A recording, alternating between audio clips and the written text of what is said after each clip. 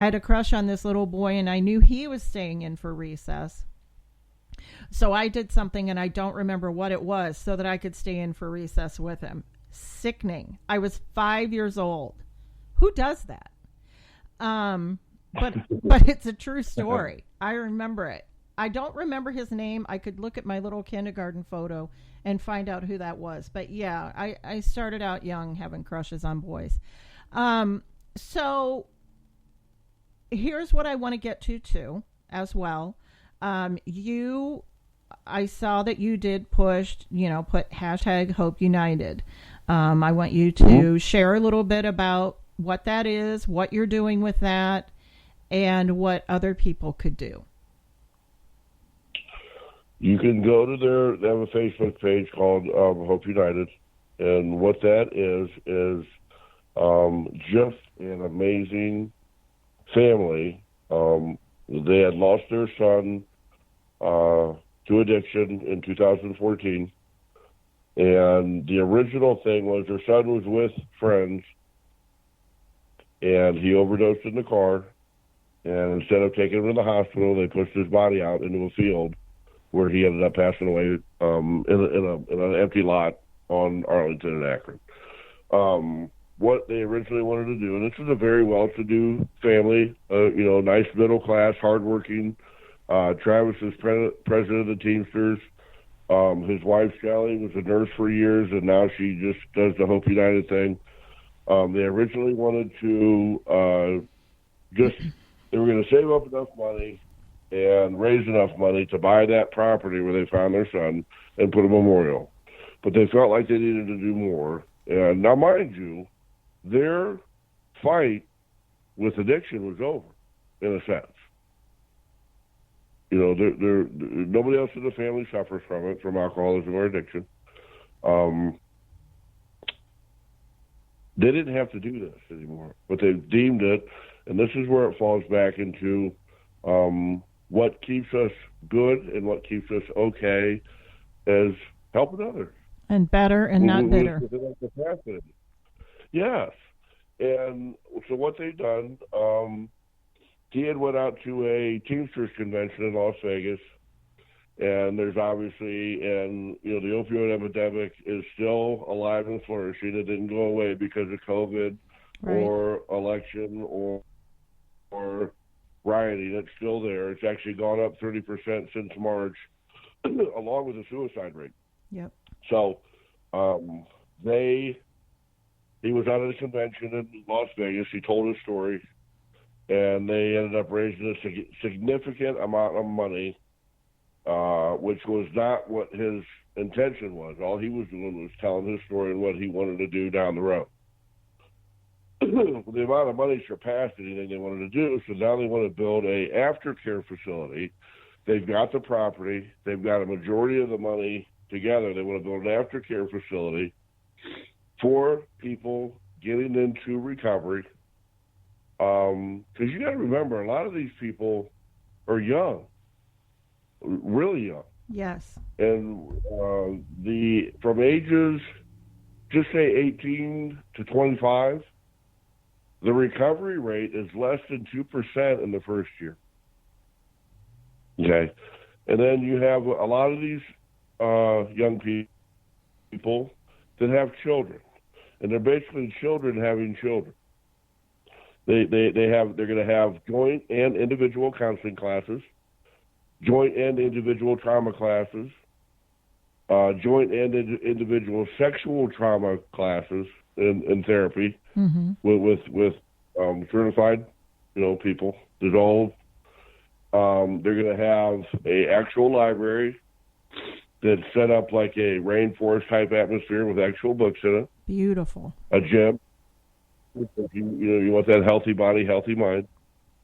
They're going to have part-time workers for people to learn how to be accountable for a job, to teach them how to as simple as balancing a checkbook.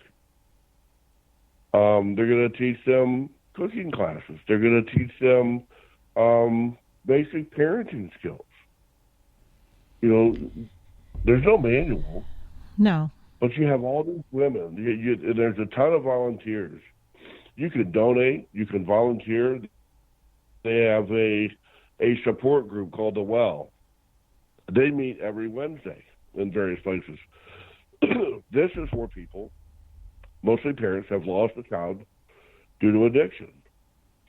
It's hard to go into a counselor that knows nothing about it, never been through it, to sit there and tell you how to feel better. I would sure rather talk to somebody that's been in my shoes, that's gone through what I'm going through, to help me not get over it or get past it, but to maybe ease the pain a little bit, and maybe take the edge off. Yeah. Because at the end all be all, you know who a lot of parents blame? Themselves. Yeah. What did I do wrong that my son or daughter overdosed and died on drugs, or was doing drugs, or drank himself to death? It's not a taught behavior. So it can be learned, but it's not a taught behavior.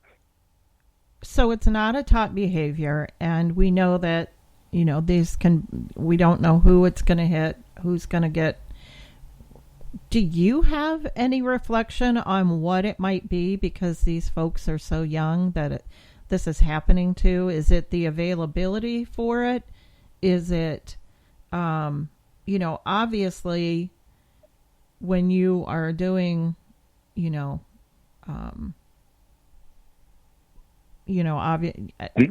looking at killing pain. I'm looking at, is it so bad that they find the drugs make them feel better? I mean, especially because they're young. Well, here's a little statistic, and it's the United States alone makes up about 4% of the whole world's population. Okay. Do you know that we consume 90% of prescription mental health and narcotic pain medication in the world? 90% of it. No, I did not know that. Nobody wants to feel anything, Aunt Bev. I'm a little moody today. Give me a pill. My hand hurts. Give me a pill. My back hurts. Give me a pill. Doctors are so quick to pop them out. We're so maladjusted emotionally, and then you get on these narcotics. Now, I'm not saying there's not mental health. It is something that is very important. It is something that needs to be addressed at all times and evaluated, but not just for petty things. I'm getting ready to go on a flight. I need I need some Xanax. I get anxious. Well, yeah, it's called a little bit of fear. You're scared. You've never done it before. Right. Nobody wants to feel nothing. I had a bad day at work. I need a volume. The problem is, with alcoholics and addicts, we don't know how to stop. It's not the substance per se. It's our thinking. Mm-hmm. Why we do the things we do. I can't have a beer. I can't have a glass of wine. You can. You can sit down to dinner. You and Tim sit down to dinner. Yep. You get a specific type of wine per what you're cooking to match up with whether it's poultry or red meats or whatever it may be, cheese. Have your glass of wine, sip it. You get a little warm, fuzzy feeling. You feel good. You relax. It's nice. Todd's over there, drinking out of the bottle. I can't get enough in me, and it's with anything. I never had one drink. I never had one glass of wine. I never had one shot. I never did one line. It was always, I was addicted to more. And that's how we're wired. We don't know how to stop. That's where the problem lies. The problem. You have people that are normal. You have people that can go to the bar after work and on Friday and have a beer, cash your check, whatever it may be. Yeah. I can do that, but I'll be home Sunday, and I probably won't have my check. That's the difference between suffering from alcoholism. And like I said, it's not the substance. It's my way of thinking. I'm trying to escape with whatever it may be. Right. A simple emotion. When you try to construe up some type of an argument on your way home from work so you can start it with your wife so you can march right back out the door so you can go drink or do whatever you want to do. That's so wrong on so many levels. But it happens. These are the types of things. Yeah, these are the types of things we do. You know, it's not because I don't like them or don't want to be around them. And, you know, my alcoholism cost me my family. You know, my marriage family and stuff. Yeah. You know, I did this. But but my way of thinking, see, when I very first got sober, when I very first got in recovery, this honest to God was my thinking. I'm like, all I have to do is stop drinking, and I'll be fine. I'm good. I'm fine if I'm not drinking.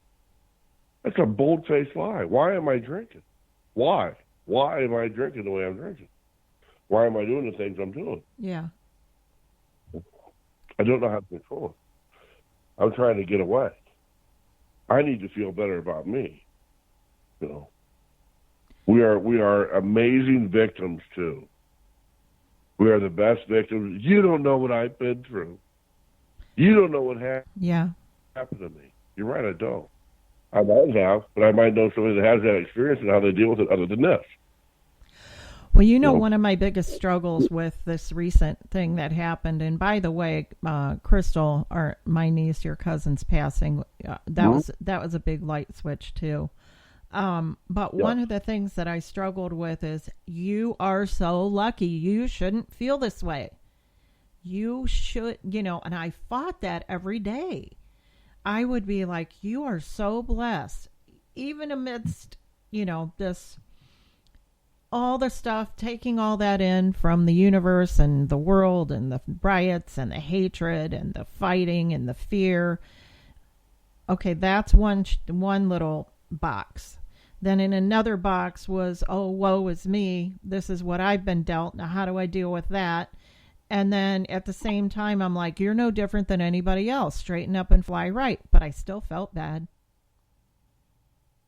Sure. I felt guilty for feeling bad. I did. Life's hard. You know, there's no manual to it. Yeah. But there's some really, really great things in life. There's some, just some amazing aspects. The other day, I don't know if you saw my Facebook story, that picture of that sunset. I was leaving Akron City Hospital, where that friend of mine was at, to deliver that stuff. I stopped right there on Arch Street and pulled up. I'm like, because stuff like that, it's like a fingerprint. No two are the same. Mm-hmm. I'll never see that one again. So I got to capture it. You know. No, I respect that, and God really has been. He's really been putting on a show lately, and we really. Yeah. I mean, for being off this summer and being able to just appreciate the beauty. I mean, this is one of the best summers I ever remember since I was a child. I mean, it has been glorious out.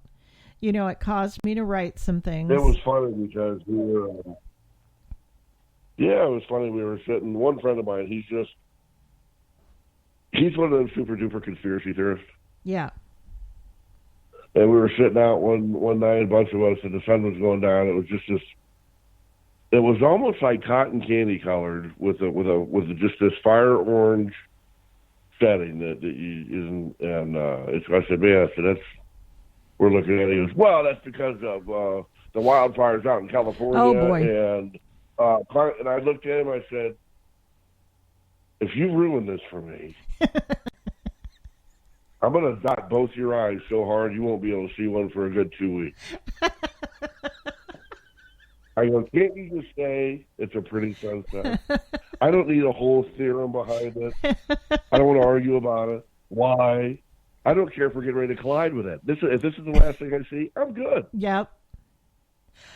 I am so glad you mentioned that, because that's one of the things that I want to share, is that because of what, I can look at your dad, my dad, Crystal, these sudden, deaths where we're just shocked, I wake up to my mom screaming,